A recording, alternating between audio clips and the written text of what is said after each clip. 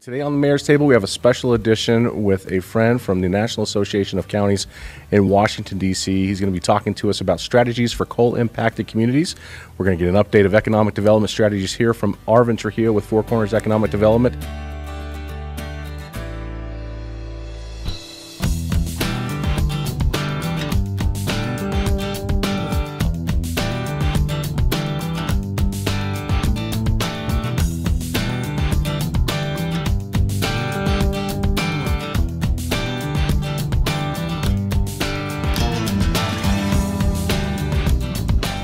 Favorite time of year. We have two special guests with us today. First, we have Arvin Trujillo, the Executive Director of Four Corners Economic Development. Arvin, welcome back. Well, welcome to be back. All right. And Arvin, you've brought a guest with you today, and I'm excited to introduce Jack Morgan, who's the Senior Program Manager for the National Association of Counties. Jack, thanks for being here with us. Great to be here. Thanks for having me. It's great to be here in New Mexico and Farmington and San Juan County. Right. We're from Washington, D.C., so it's quite the trip to come out. Don't hold it against me. It's great to be here. Have you been out to New Mexico before? This is my second time to New Mexico, first time to this part of the state. Well, Jack, you've been in town, and Arvin, I know Four Corners Economic Development had brought Jack in, as Jack is really, well, I'll let you explain what Jack does, but I think it's kind of nice the way the timing worked out, that we were able to bring you on to the show and have this conversation. When Arvin's here, we're talking about economic development here, kind of in the Four Corners region, and I know that's something near and dear to your heart, specifically as economic development pertains to coal-affected, impacted communities, which has become the phrase now, coal-impacted communities. So, Arvin, tell us a little bit about how you guys discovered Jack and what your strategy was with bringing him here to Farmington. Well, I first met Jack back in 2015. That's when we first started looking at coal-impacted communities. That's when the discussion of shutting power plants really began to hit the general airways. And it was at that point that Jack's group out of the National Association of Counties had a workshop in Charleston, West Virginia.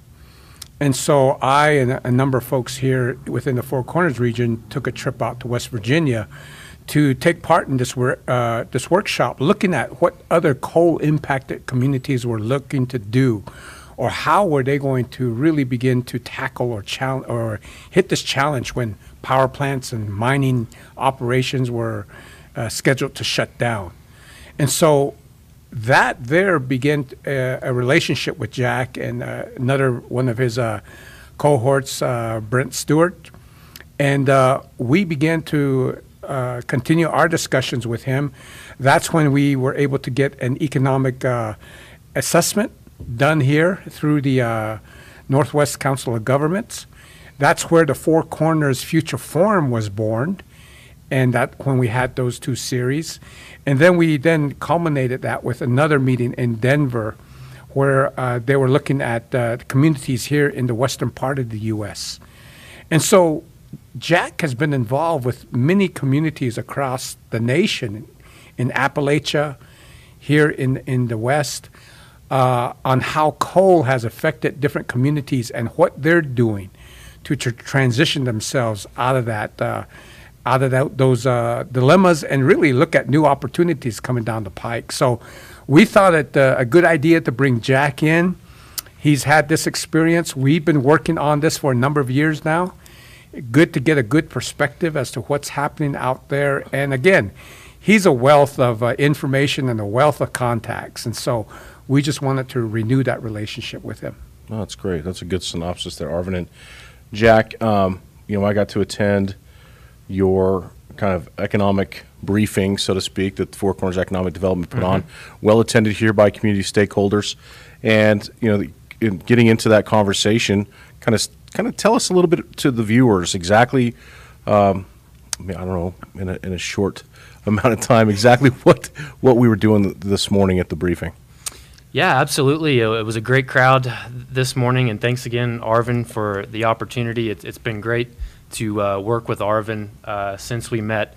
As I said this morning, I remember that well, meeting Arvin in 2015 because of my first day on the job, working for NACO after having previously worked in the coal-impacted regions of Southwest Virginia. Okay. And so I bring that up because it's obviously my day-to-day work working with coal-reliant communities now at NACO, but that's where I'm from in Appalachia, and that I have a personal interest and passion for these communities, and really appreciate anything that we can do to help connect you to other resources, connect you to other communities. And so since 2015, in meeting Arvin, have worked at NACO in supporting coal-reliant, coal-impacted counties and regions through our initiatives at NACO, which we're grateful to be funded by the U.S. EDA and Appalachian Regional Commission on those efforts, in which we've facilitated folks coming together to learn best practices, hear from other parts of the country they might not have ever heard from.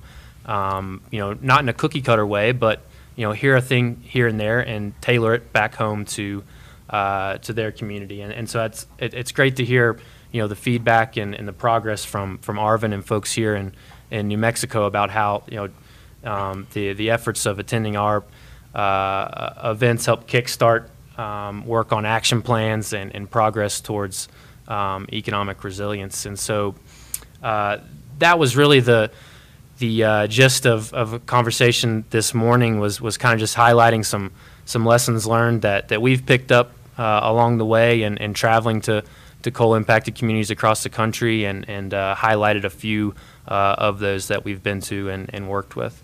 Great. Well, I will say, when I have these conversations with folks about what is the strategy here for Farmington or for San Juan County, and really it's this Four Corners region of southern Colorado, northeast Arizona, I let them know, look, we're not unique in this. The things that are happening here right now with coal are happening, and certainly in the western part where we deal with, you're bringing up the fact that this has been going on in the Appalachians for a while now, probably much longer than we have seen here on the western side of the United States. But it's communities that have been built by coal that run all the way up the Rocky Mountains. And so I would imagine you're traveling quite a bit out to Montana and Wyoming and those places as well. Yeah, I've focused a lot in the West the past few years, but have worked in Appalachia as well. And really, as I showed a couple maps this morning, coal-impacted communities is really more of a national issue than a lot of folks realize, too. There's over 100 counties that are coal producing in the country, and well over 300 counties that have a coal-fired power plant. And those coal-fired power plant counties are way more spread out across the country geographically than your traditional coal country perhaps that folks might think of. And so to your point, Mayor, I think every county's got to kind of look at it in their own and tailor their own approach to their assets and their own community, but this can't happen in a vacuum, and we have to look at it as coal communities, coal country all together to help build a stronger economy in these communities. One of the things, Arvin, that stood out to me this morning when Jack was talking, dealt with that. This can't happen in a vacuum. And the word resiliency came up, as well as the fact that, one of the things that I believe separates Northwest New Mexico from a lot of other places is our determination. We want to be self-sustainable. And I frankly believe that we have the resources and the brain power and the wherewithal to be self-sustainable here in this area and not have to rely upon government handouts, so to speak. I mean, we want to create the opportunities here through private investment, through job creation that are going to attract people here for the long run. And certainly many of the strategies that we've implemented here are kind of garnered in that way. Now, it certainly helps when the federal government is providing some grant funding for some of these initiatives, which they are. But I happen to agree. I think it's important that we not be victims of the circumstance that's occurring right now. In what is the so-called energy transition. I think it's important that we got to embrace where we're at right now, and we've got to find strategies to diversify, and that's the stuff that we've been working on here, certainly in the city of Farmington and with Four Corners Economic Development. Arvin, kind of give us, if you would, maybe some of those strategies that you're working on, and then Jack, I'd kind of like your feedback maybe on things that maybe we haven't centered on yet and we should start thinking about. Looking at what you're describing, Mayor, is exactly what I feel real positive about this particular region about. The fact that we've been able to pull teams together and actually have volunteers come in and spend time and take their time to provide their input and to provide their expertise in determining how do we move forward from here. Given the challenges that we have in place right now, how do we make this thing work? And so, again, we've looked at different strategies in terms of infrastructure development here in the region. How do we begin to position ourselves in a way to be able to recruit new industries in here? We're looking right now at a railroad. And I know a railroad has been something that's been talked about, but now we've got a $2 million bill grant. The U.S. Department of Transportation is supporting us in this effort. We've got an MOU now with the Navajo Nation, wherein it says that both the nation as well as San Juan County will work towards the development of a railroad here in San Juan County to connect with the BNSF Railroad on the I-40 corridor. We're looking at that. We're seeing opportunities with designating this region as a hydrogen hub. We've developed, you were part of that coalition. We've developed a coalition with the cities and the county to really look at how we can develop an application to look at assets here in this region that will help us in developing this region into a hydrogen hub and make us more competitive to achieve that end goal. We're looking at energy development. On the western side of the county, we're working with the nation, looking at a pump storage hydroelectric project right now. So those are some of the things, as well as broadband. People are looking at me at times, they say, why such a big project? They seem to forget that we're losing two big economic drivers, 2 power plants. Investment there, total probably $7 to $8 billion of investment there. So these projects here are of that same investment level. And again, if we can get these things to move, that brings economic-based jobs to the region, which will continue to help grow our service-related jobs, our retail jobs, and develop those indirect jobs as a whole. So again, I think we're moving forward, and I really am pleased with the positive aspect that I'm seeing right now within this region here. People really wanting to participate and be a part of this. Jack, I mean, so much of what we have that is really beneficial to us, and the idea that Arvin talked about, those economic-based jobs, and if you're looking at a dartboard, the economic-based jobs is the center point that you're really aiming for, those $100,000 a year jobs, industries that support those, because from those come all the service sector jobs, of which we have an abundance of here in our city, and certainly from the side that the city of Farmington's playing here and trying to, continue to promote this high quality of life that we enjoy here in the city, and trying to attract people and grow those amenities that will bring them here. Getting those industries that don't already exist here in New Mexico to come to this area, that's in my mind, one of the most challenging components of it. And we're landlocked, so to speak. There's no ports. We don't have a big international airport. And rail is obviously something that's being studied right now.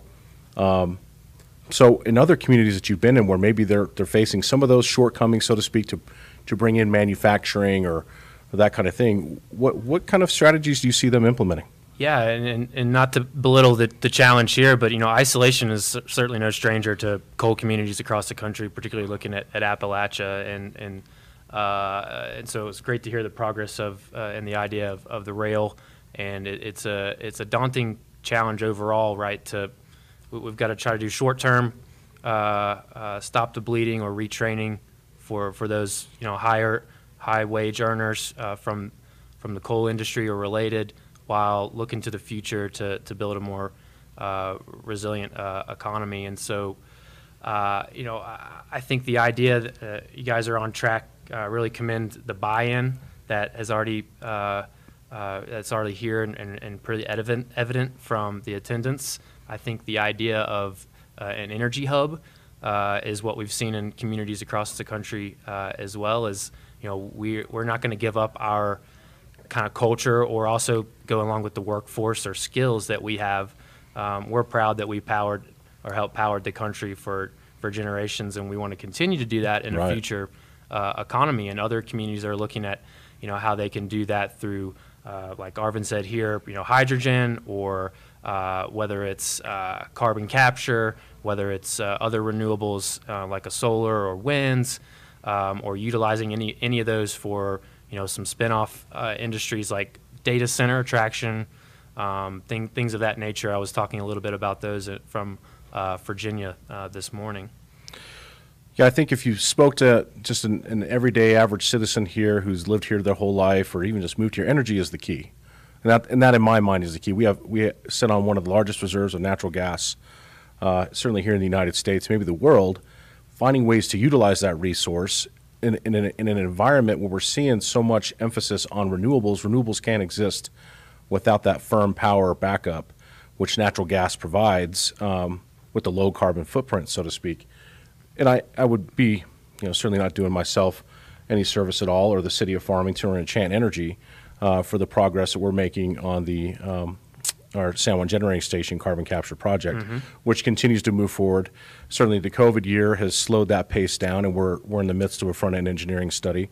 But we've got Mitsubishi at the table. We've got Kiewit at the table. We've got these big players, Sargent and Lundy at the table, who want to see this happen. And certainly the federal government's 45Q tax credits benefit anybody who's investing in that those types of programs. And so we're excited. And I think part of the deal, too, with energy is the fact that I believe we're gonna meet a point here in the United States. We're already seeing it happen in Europe. We're seeing it happen in China. I mean, the costs for power are going up. Winter's coming. We continue to see the writing on the wall that, the cost of natural gas is going to continue to go up. The cost of coal has gone way, way up. China's shutting down production because of the cost of power. And I think it's lost on a lot of folks to understand that affordable, reliable power is what makes everything else affordable. Everything else is affordable when you have low-cost power. And so where we need to be positioning ourselves is to take advantage of the fact that the West Coast is going to need that firm power. And we have the transmission, we have the grid that's here. And it's unfortunate we're in an environment where policymakers are determining the futures for all of us, but certainly determining the future of the power grid. It's undefensible in my mind, the attack that's been put on to our energy resources and the dilemma that's going to be faced by the average American when they're going to have blackouts and brownouts to have to deal with. And maybe it comes to that point to where once folks actually have to start dealing with this on an everyday basis, I mean, you got to keep your freezer cold in order to have a storage of food. When these things start becoming evident that, okay, maybe this grid isn't as stable as they told us it's going to be, or maybe my power bill is not going to be affordable like they told me it's going to be, maybe we start having some turnaround in this conversation. But until then, we're in the midst of this trying to understand it and trying to develop. And I think for us, the energy hub has to be, in my mind, the centerpiece. And rail plays into that because we've had conversations with our petrochemical companies who would like to operate here, who we see operating in Louisiana and Pennsylvania and Texas, multi-billion-dollar facilities that are producing these petrochemicals that are used for all sorts of things, but the primary component is natural gas. And so we want to continue to use that and sell that because it's here. But I also think that we've got to have some way of getting our natural gas to the coasts. And we have certainly pushed and written letters to administration officials in Washington to say, hey, we've got to get these pipelines completed. We have this abundant resource that the rest of the world wants. Poor Germany and Europe is hostage right now to the Russian monopoly over natural gas. We have that type of ability to get that out there to them. I think it benefits all of us when we can do that. I believe, and certainly what was expressed to us last week here during our San Juan Basin Energy Conference, is that we're looking at a 5-year boom, so to speak. Maybe it's a normalizing. It'll never be what it was maybe in 2007. But we're going to start seeing more drilling here in the area, which is going to put a lot of these people back to work. And it's going to benefit not just the people here in Farmington, the San Juan County, but everybody who requires that base firm power. So I'm glad you kind of, I know maybe I went off on a tangent there, but it's certainly something that I believe when we're talking about the things that we do well, and when you retrain a workforce, I've had these conversations with folks at the state level. They're like, well, we're going to give you money to retrain your coal miners. What are you going to retrain them to do that's going to allow them to make the kind of money that they are making right now in the coal mine and move laterally into a new position to be able to still continue to provide the quality of life to their family that they are right now? And they have no answer to that because it doesn't exist. We are in some ways having to start at the very surface level of some of these industries, and we're going to have to build them up. And we need to do all we can to attract those companies who are at that ground level point of bringing investors in to get us going. So, Arvin, I know this is, go ahead, Jack. And sorry, Mayor. Yeah, and to that point, I'll just add that, recognizing you have that asset and those high-paying jobs in the mining, that's what, in addition to carbon capture, some communities like up in Gillette, Campbell County, Wyoming, are really looking at coal to products, advanced uses of coal as well. So we heard some of this. Yeah. I think I was in Moab. They had the National Coal Conference up in Moab a couple years ago. Prior to the pandemic, we were meeting together in large groups. And there was a contest that was going on in Wyoming where they were trying to facilitate these new products out of coal. Yeah, I believe they call that the X Prize competition that's going on at their power plant there in Gillette. Any insight into those things, or how, if any of those products that they're kind of come up with, are we seeing any traction? I'm not sure of the progress of where we are there, so I think that means we might be a little far off, but I think it's a goal we should shoot for, at least from coal communities' vantage points. Sure. Yeah. So, I mean, I think that's, to your point, there are strategies out there, and there are communities who are trying to find the best way to take advantage of what they do well. I think the X Prize was an interesting thing that they brought to us regarding ways that they're trying to identify new products in Wyoming. And I can tell you from my visits to the Department of Energy in D.C., they were showing me some of these products where they need coal to create them. Yeah, sorry, and that's what I was going to say, Mayor, that what we've heard is that coal can go into a lot of these products that can help tap into other areas of economic development too, and our everyday products such as outdoor recreation. I've even heard perhaps a moonshot that even coal could, carbon fiber could be used for other energy infrastructure, like even wind turbines. Sure. Arvin, I know rails is heavy on the mind of Four Corners Economic Development, hydrogen, of course, but maybe you can give us a little bit of update on broadband and the business retention expansion programs that you guys are helping to facilitate. Okay. One thing with the broadband piece, Mayor, we're very well. I was looking at the development of a middle mile plan, a backbone for the county, and getting the necessary fiber laid within the county.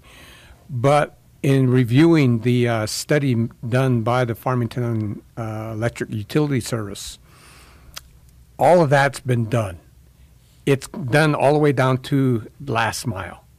So we've got a plan in place right now. We've been able to build a coalition where we do have agreement across the board with the non-tribal communities here in San Juan County to move forward with that effort. Now the goal is to find those grants that will help facilitate the further planning and construction of that process that's developed by FEUS, as well as looking at them transforming into an internet service provider. That will then allow reach within their service territory within San Juan County here, which then allows us very easily to begin to connect with the Navajo Nation and what they're doing with chapters, as well as with Southwest Colorado and what they're doing with their communities. And so I'm really buoyed by the fact that we do have this plan in place now. We know the cost that's involved. And so, again, the idea now is to continue our coalition. I've been in discussions with the Navajos about what we have planned and how we would like to do this. They're looking at more information on how we could connect because, again, they're looking for reliable access to internet opportunities within their chapters, especially on the southern and western portions of our county here. And so, again, that's kind of one thing that I'm looking at with broadband, and we've got a real opportunity there. Yeah, I'll just comment on that. I mean, the broadband part, interesting, and I wonder how this fits in with the federal dollars that are being put into the most recent $1.25 trillion bill that was just passed by the House. And because I know broadband is a component of that, and certainly the dialogue behind broadband now, and I'd be interested in your thought on this, Jack. I mean, anybody who's wanting to diversify economically or grow economically, broadband is almost like this base ingredient in many of these initiatives, almost all of it, right? So, and now you've just gone through a year where kids have had to learn from home, and you're starting to realize that kids can't sit outside of the schoolhouse in their parents' car, or in the middle of the winter to try and get access to internet so they continue their schooling. People are starting to look at this from the utility standpoint. I got water, I got electricity, I got to have broadband, or we're simply not able to live in the 21st century. I mean, is that something that you're and do you see it in that way? And I don't mean to put you on the spot here. It's a philosophical debate on whether or not it should be a private industry offering only, and I think what we're seeing nationwide though is public utilities incorporating broadband into their service, because they've got the poles and they got the wires and they got the network to do so. Well, I think it's definitely clear that the broadband is essential and should be looked at as that essential 21st century utility, just right up there, like you said, with water and power, and taps you into, as you alluded to, several pieces of the economy and community vitality, from education to attracting residents, keeping your residents in your community. That's something we've heard from coal communities across the country. It didn't come up much this morning, so I'm not sure the landscape here about a real concern about your young folks leaving the community. Well, the brain drain is real. It's been real. Certainly when I went to high school here, I mean, there's just a handful of folks that I went to high school with that are still here in the area. Many of us obviously left and came back. And part of that has to be is people want to get into careers where they can, make the money that makes their family go, so to speak. And you're limited, and this is a New Mexico problem, not just a San Juan County problem. I mean, when your top industry is energy, and there's no doubt about it. When it's gas, coal, or oil, that's what makes this state go. Really, the next one after that is government. And there's so much government here in the state that it's almost stifling for private industry. And then you get into a lot of the service sector jobs. Now, I mean, there's obviously film is coming up, Arvin. I don't know to what degree this becomes, what many of the state power people want it to be, and certainly we've invested in that here locally in San Juan County. But the state obviously has set up a system where we're willing to pay Hollywood to come in and make movies here, with the hopes that it does a lot of different things, beyond that. But Arvin, maybe you can tell us where exactly the film industry part is here for San Juan County. Right now, again, we've been working with focus groups to really enhance our education in that area. And we've been able to, again, to build the necessary coalitions here in the county, bringing all the different departments and organizations working on film in one room, to where now we're focused on seeing how do we begin to build a film office here for the county that can coordinate all of this activity.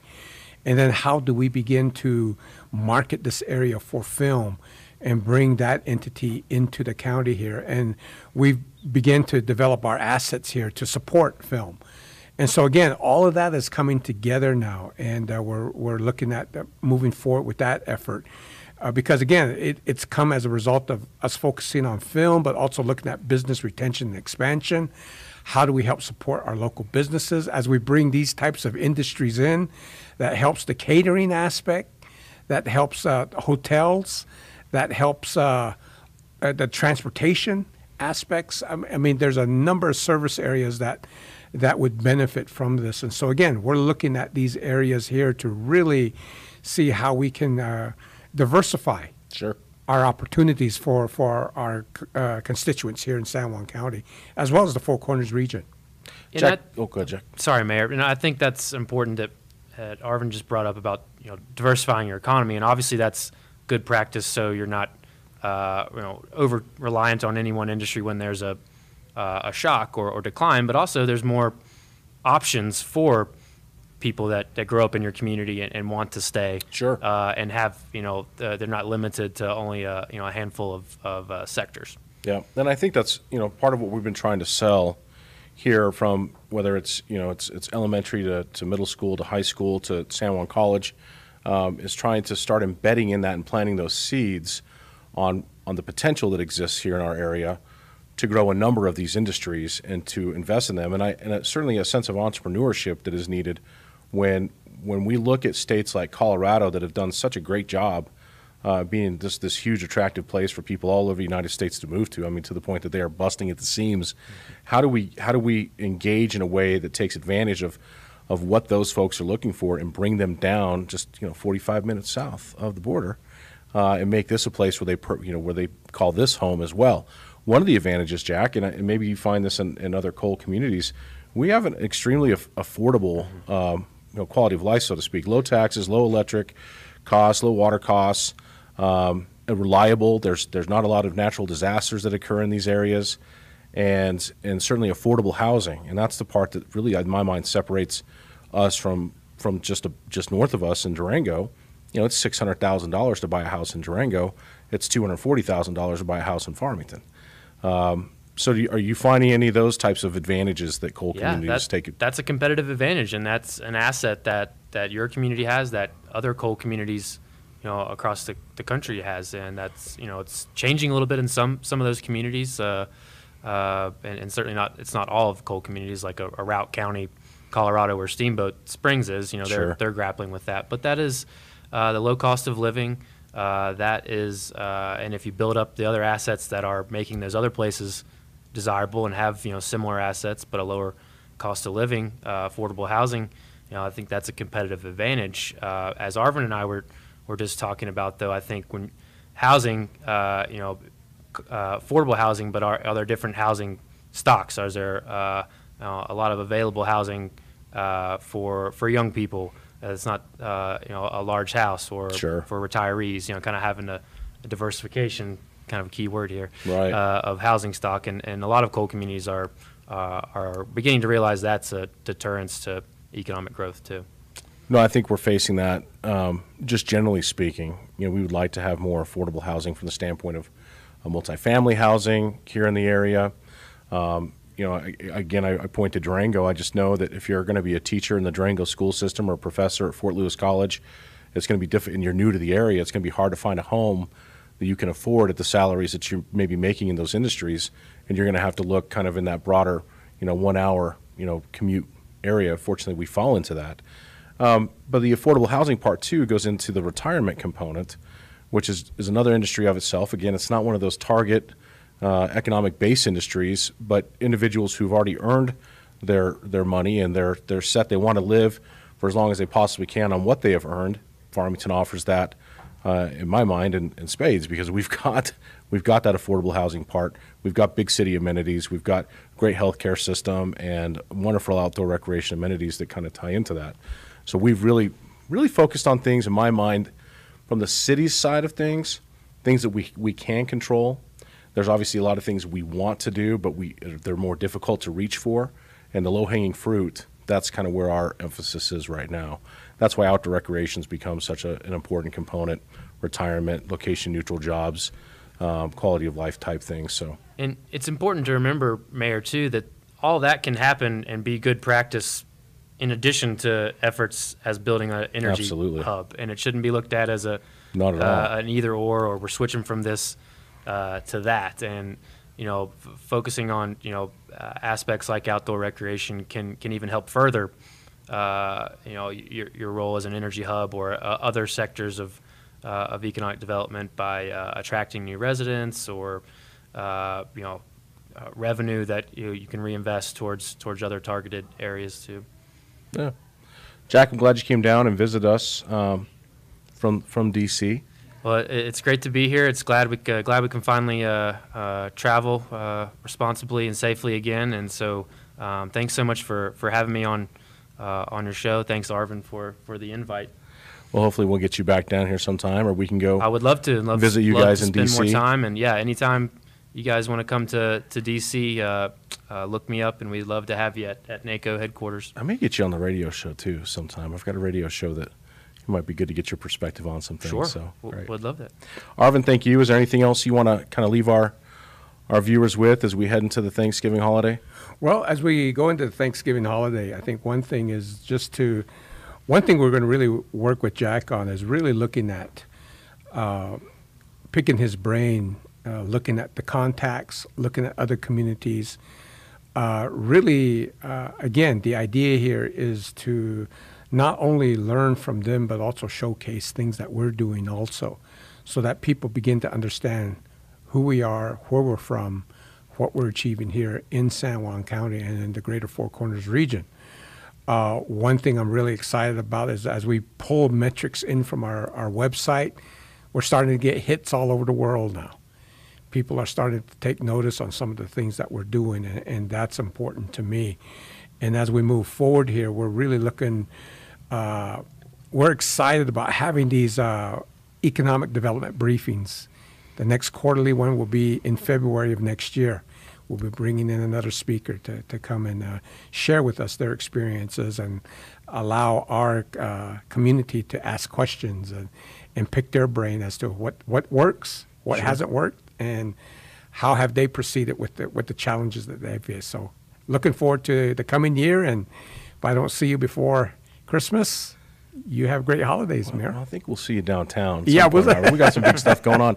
Real quick, though, just for our viewers, I mean, it's important for them to know that Four Corners Economic Development is funded by private businesses. And so if there's a business owner watching right now and maybe they've got interest in economic development, maybe you can tell the camera how can they get a hold of you? What ways can they donate and become a member? I appreciate that, Mayor.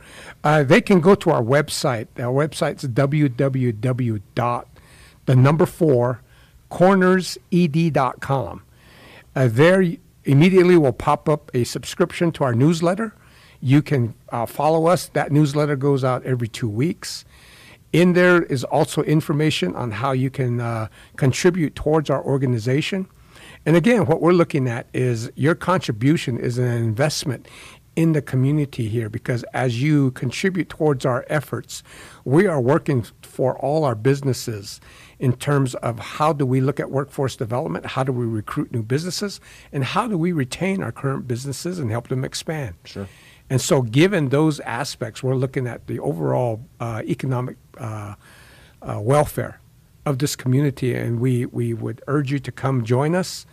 I'd be more than happy to speak at any groups. I'm more than happy to meet with businesses, and that's what I've been doing. So thank you very much, Mayor, and I'm glad to be on your show. Jack and Arvin, thank you again for joining us today. And for all of our viewers out there, economic development is one of the hardest things there is to do. I mean, we're literally asking to create some of these industries from the ground up, but we're also trying to take advantage of industries that already exist and resources that we have.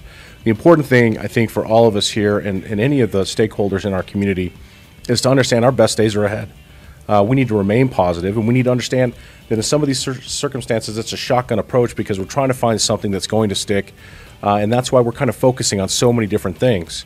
But each one of us plays a part in that. In all of our daily lives, it's our interaction with one another here on the streets. It's our interaction on social media. It's making a determined effort in whatever business that you're in that you're making a positive difference, but it's looking for those moments where you can capture it, you can bottle it, and you can sell it. Because right now we got to sell this area, we got to sell Farmington, the Four Corners, and sell what we got. So it's up to us. We certainly believe in that message, and we thank you for your belief as well. So that's the end of this Mayor's Table episode, and we'll definitely see you here next time on the Mayor's Table.